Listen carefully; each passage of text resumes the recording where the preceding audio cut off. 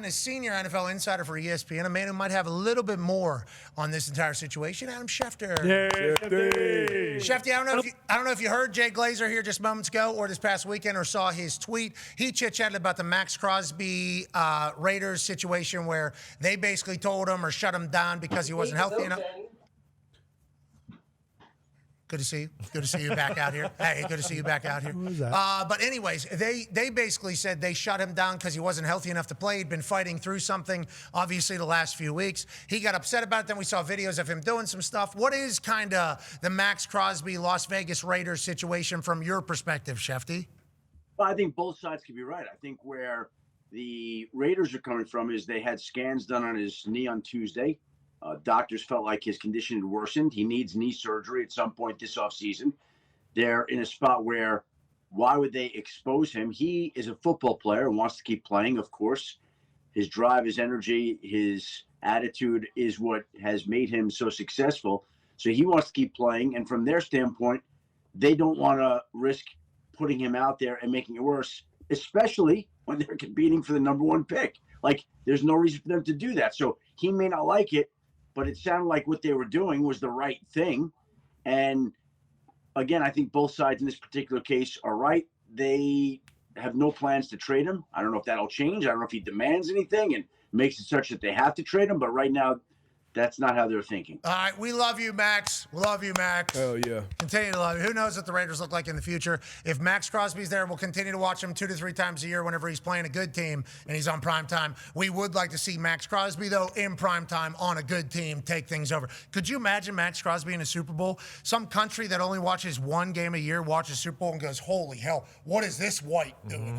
On the Patriots. Oh, my God. I mean, people would lose their mind. It'd be good for the game, but I understand also loyalty to your team is good for the game. Max, we're pulling for you. Godspeed on the recovery. Let's talk about some recoveries. Trent Williams last night pulled a hamstring. Do we have any update on that? He was obviously out in space blocking, which is what he does.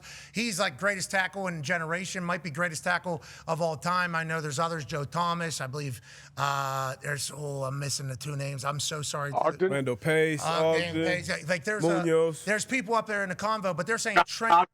Yep. Trent is in that convo, and obviously what the Niners look like with him versus without him stats-wise, even though they win last night, not great. What should we be expecting from him? And then also George Kittle as the Niners make a push for the number 1 overall seed. Kittle is going to push to come back this week. He never tested it last week at all. They weren't going to play him on Sunday night, so he didn't go out there. He was out. He'll have a chance to be back this week, Saturday night against Seattle. Trent Williams went out of the game, didn't come back.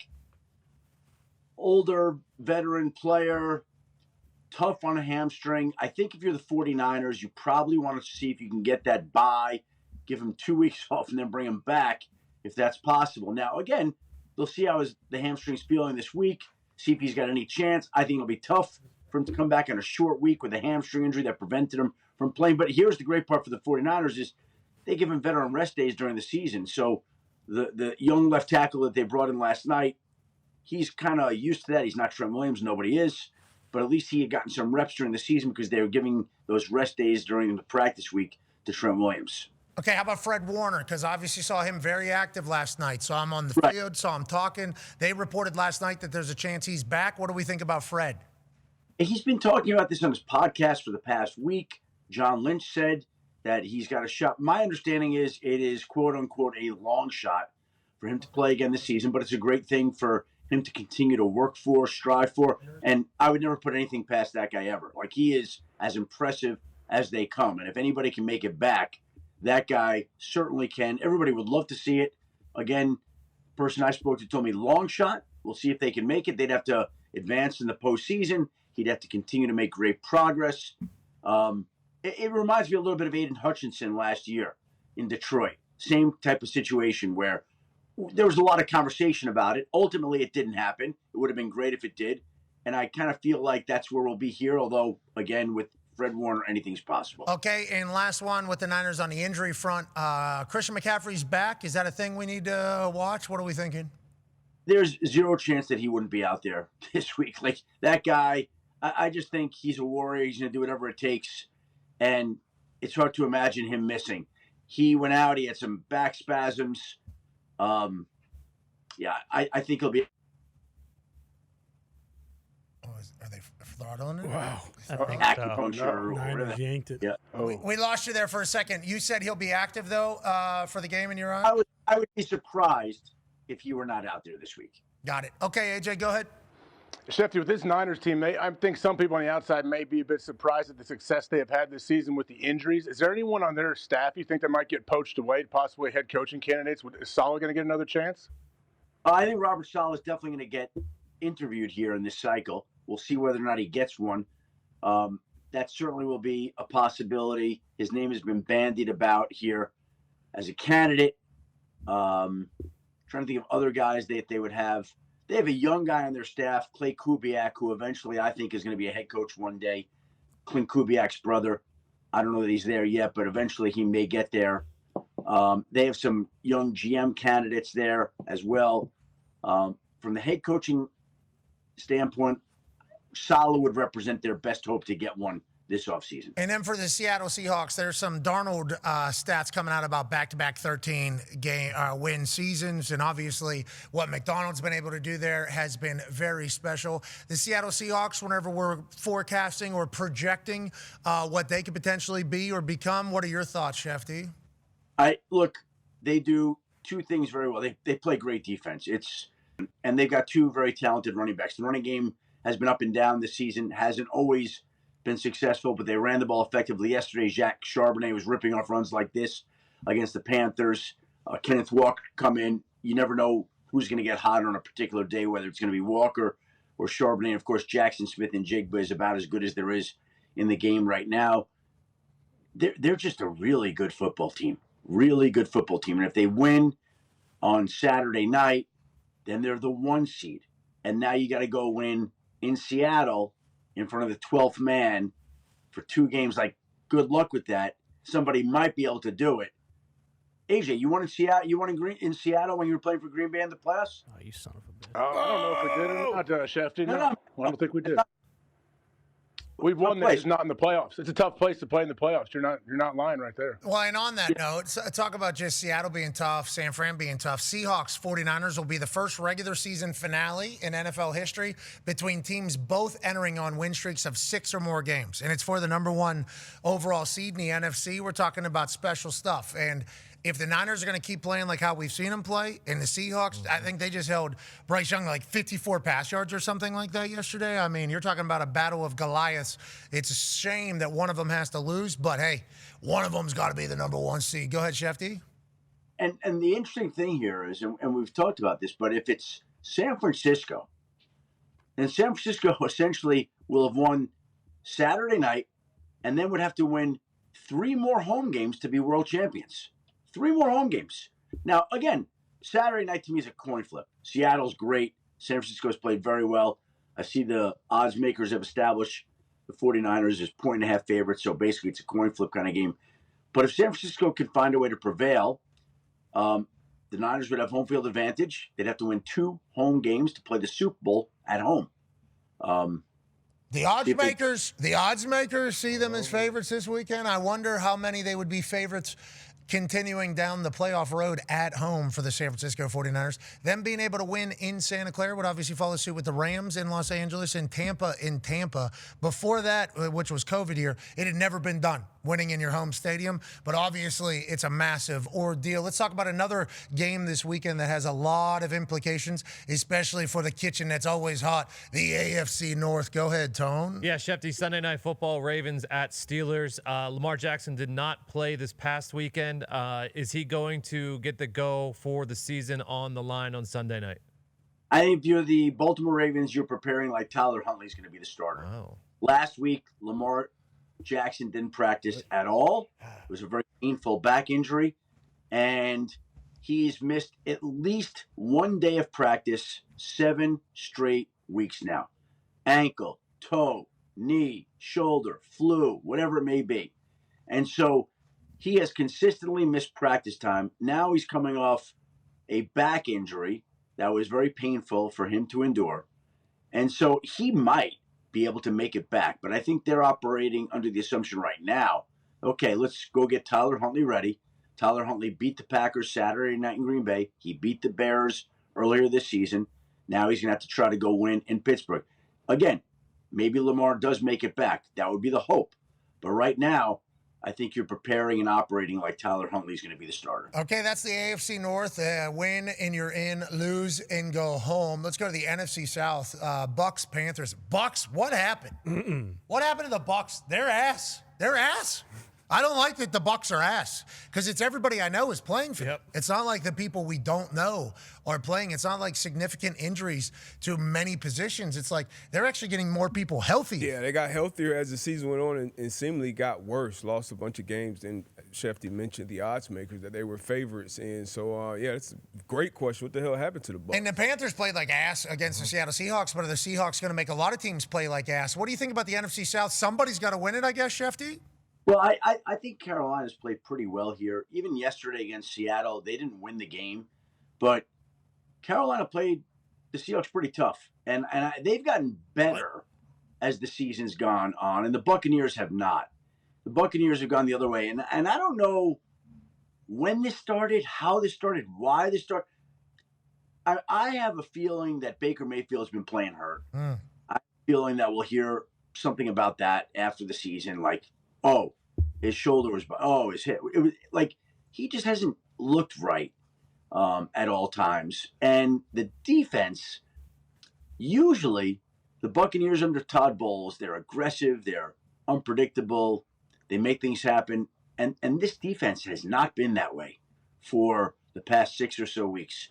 And I think football, a lot of times, it's a lot about confidence, momentum, and this team's lost its confidence, lost its momentum. And they've been one of the worst teams in football the last 6 or 7 weeks. Yeah, and it's been ugly to watch. Shout out to the Dolphins, though. Hey, spin overs. Yeah. And look, Baker may be playing hurt, but to be honest, we don't care. I don't care. Josh Allen's playing hurt. Justin Herbert's playing hurt. It's week 18 NFL season. Old man Rodgers is playing hurt. We got a 44-year-old quarterback hire. We know he's hurt. He was hurt as soon as he walked in the building. So, I mean, that's just part of it. Guy's throwing his shoulder out for the Packers. That was awesome. Back in. Leave it online. Okay, so let's talk about that, Schefty. Their fifth time now watching Malik. How many times you guys see Malik come in? Yeah, I think he started at least 4 games. He's played a few more, but he started at least 4. How real, and this is not saying how I feel. I love Jordan Love. Jordan Love came on a show. Like, we are very thankful for Jordan Love, friend of the program. But there was a narrative building by Packers fans that were like, every time I see Malik, everything looks good. Every time I see Jordan, maybe it looks good. So you tell me, percentage of good versus percentage of There was people like really rallying the troops for Malik Willis from the Green Bay Packers faithful saying, we can kind of maybe get something for Jordan Love in return to this entire conversation. How much of those convos are anywhere near real? Let's not just stay here. Huntley in Baltimore, I think I saw some Ravens fans even talking about, I do like what Huntley, Snoop goes in there and really starts playing. Like, how real are any of those things? And Lamar Jackson next year, definitely a Raven? Is that what we're thinking? And Jordan Love next year, definitely the starting quarterback for the Packers? And who is going to pay Malik Willis? Maybe the Colts. Yeah. Maybe the Colts, Adam Schefter. Well, here's what I would say that it's Overreaction Monday. Have some respect. And let's overreact and have some fun. But in the NFL, there are no definites ever. Like, nothing's ever definite. But it would surprise me to see the Packers move off Jordan Love from Malik Willis. Malik Willis is going to be a free agent, and there's going to be a market because there are enough teams in that quarterback space that need help. Like, could you see him in Miami? Could you see him in Atlanta? Could you see him in Minnesota? Could you see him in Vegas? Could you see him in Arizona? Like, we can go on and on. Jets. Like, there are any numbers. Don't go to the Jets, Malik. Don't do it. We like Malik. You've already been in one dysfunctional franchise. We don't need you to go to another. Tennessee to the Jets? Jeez. That'd be a tough go for a kid who seemingly has it all figured out and is a great football player. You didn't say Indianapolis, so I like that. That means we're probably bringing back Dimes, and he's ahead of schedule, is what Schefter's saying. From my understanding, what you just said there, Schefter?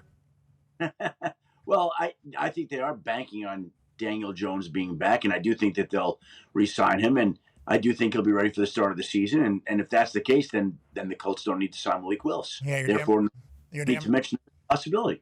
Daniel Jones in the building this past weekend, by the way. Okay, he was at the game. I don't think he was able to do anything. Obviously, he just had surgery. We wish he would have been able to get down there on the sideline with the boys and motivate them, because what Liam Cohen and the Jacksonville Jaguars are doing is outrageous. This is outrageous. What's going on? Did you know, AJ, did you?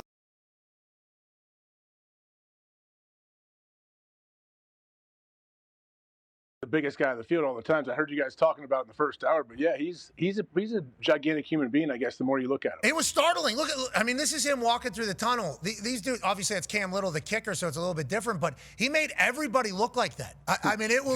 Everybody looked small. Every human that walked by him on the field, off the field, looked tiny. I didn't know that about Josh Hines Allen. I guess I should have known that, and I should have looked into it more, but it was like our offensive linemen were standing there, guys I thought were pretty big, and his shoulder pads are sticking out wider than it. I'm like, what is this thing? And then Walker's on the other side. It's like they were both hunting it, and they did not have any time for any of Phillip Rivers' stuff. No.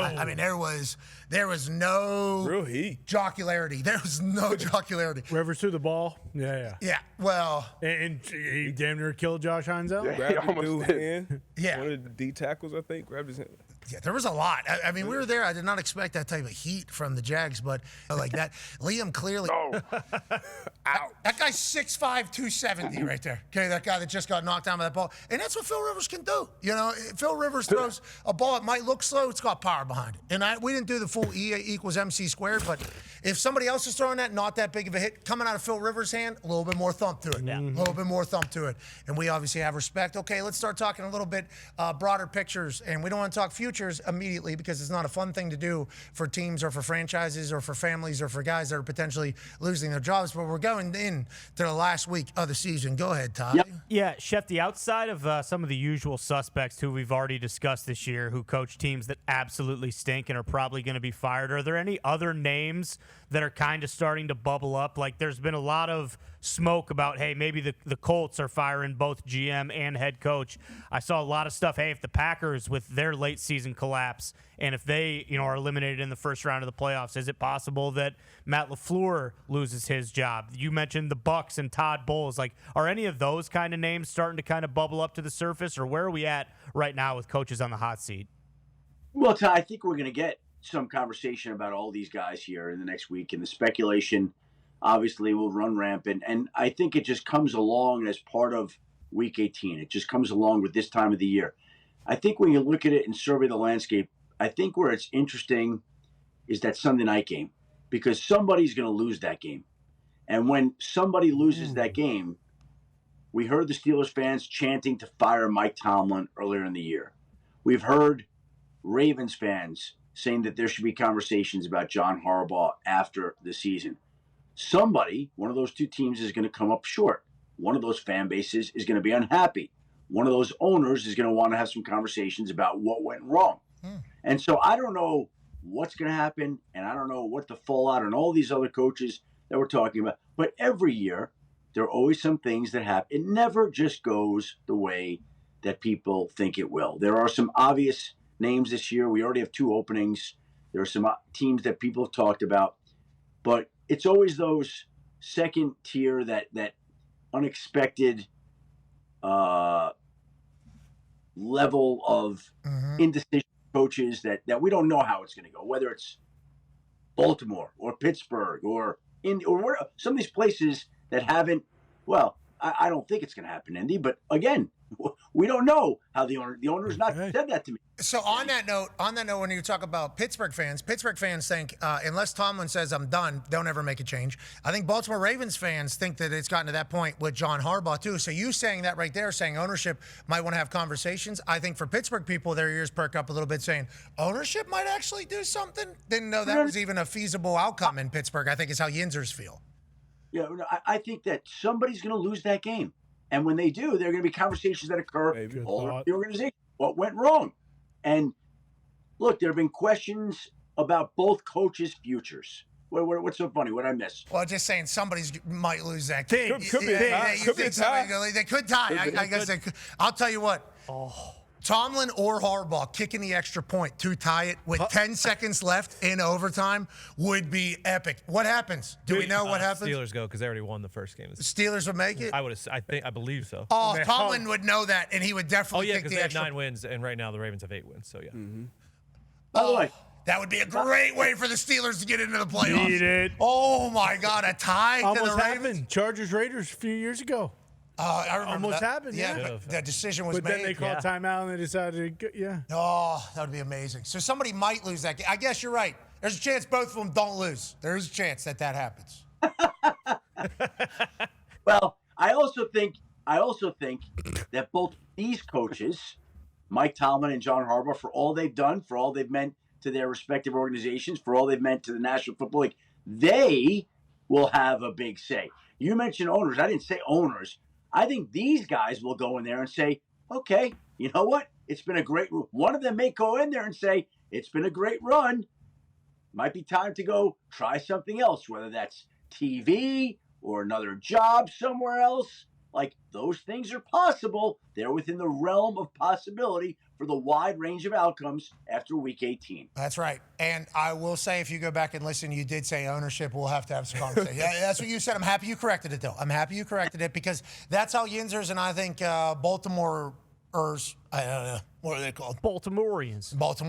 I feel like they feel the same way where it's like ownership will never do anything to the coaches. These coaches have to make the decision. So, maybe after a Week 18 Sunday Night Football loss and a miss of the playoffs, there's certainly that to happen. Or maybe they think we can run this back and have some success next year. And I think both fan bases would not be surprised if that was the outcome. Now, speaking of surprise, I think there's a couple names that are out there to be a head coach. One of them, though, if he was to get a head coaching job, I don't think we would be surprised. Go ahead, D-Bud. Yeah, we kind of touched on it early with the Robert Saleh, but Jesse Minter, Vance Joseph, and Brian Flores, who put on another masterclass against the Lions this week to kind of boot them out of the playoffs. Saw some, I know it's rumblings time. Maybe Dallas poaching him to be their next DC or him getting another opportunity to be a head coach. What's the likelihood of that, and what do you see for the future for Brian Flores? Well, I think he's in a good spot here because that defense is very aggressive and very productive, and his contract's coming up. So he's a coaching free agent in the truest sense of the word. He gets to go interview for head coaching jobs, and if one of those works out, great. And if it doesn't, there are enough teams that need a great defensive coordinator. So Brian Flores can opt to stay in Minnesota. He can move on to go elsewhere. There are, like I said, there are going to be 6, 7 openings this year, 6, 7, 8 openings. And those people will need defensive coordinators, and his contract's up. So he's not locked into staying in Minnesota if he doesn't want. He's going to have some options here. And I would think that he will definitely get some interviews, head coaching interviews.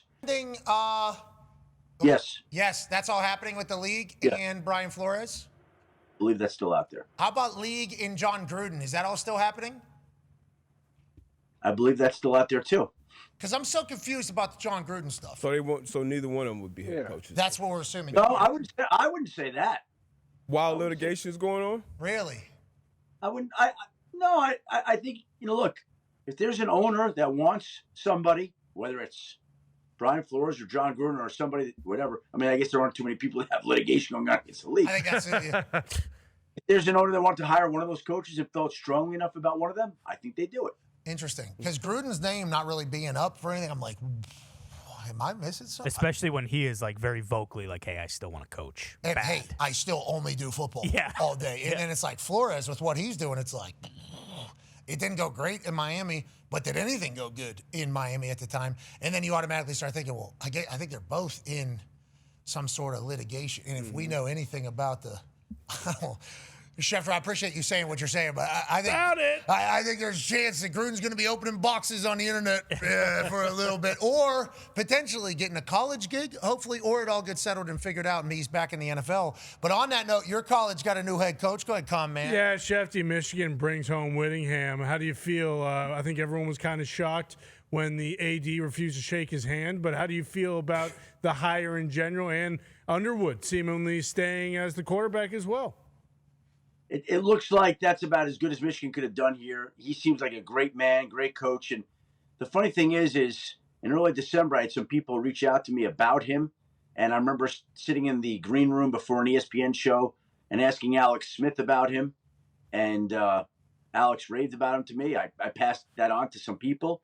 They went through a whole host of candidates, and they wound up on Kyle Whittingham, which I think Alex Smith absolutely would have agreed with. When you speak to him and the people that know this guy, I've never met him. I've never spoken with him.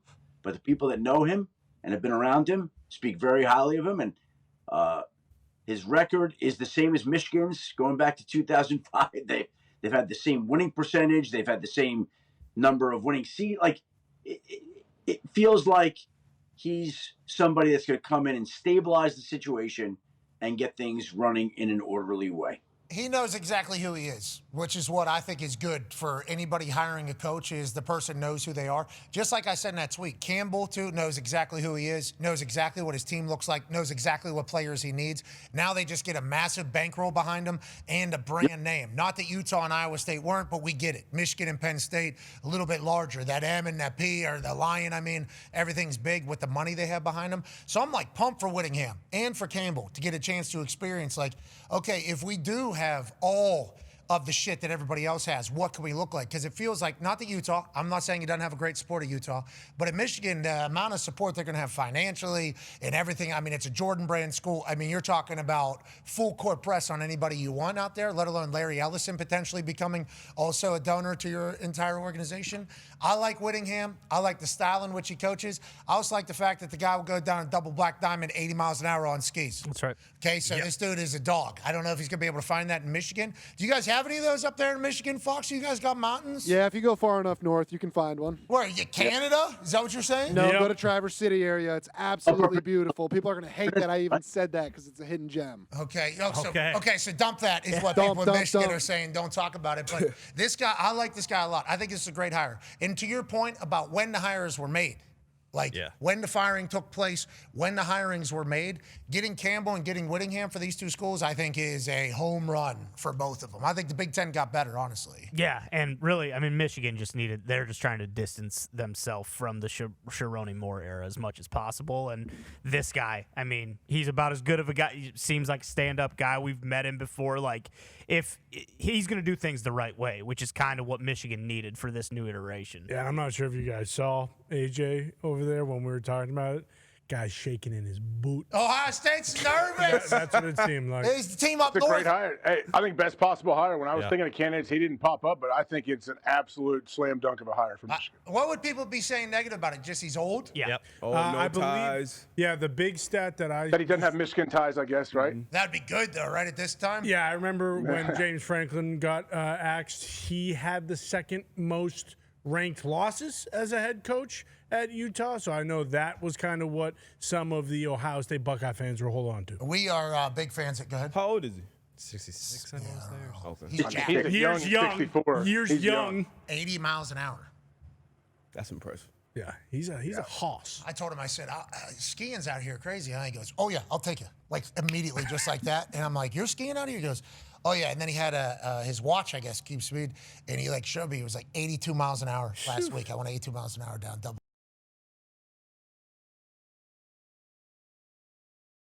Dude, he's like, yeah, it's awesome. It's beautiful out here. Getting him to leave Utah, I think, is a big deal, first of all.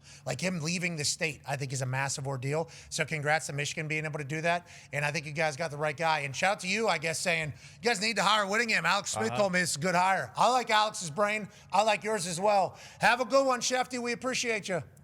Happy New Year to everybody.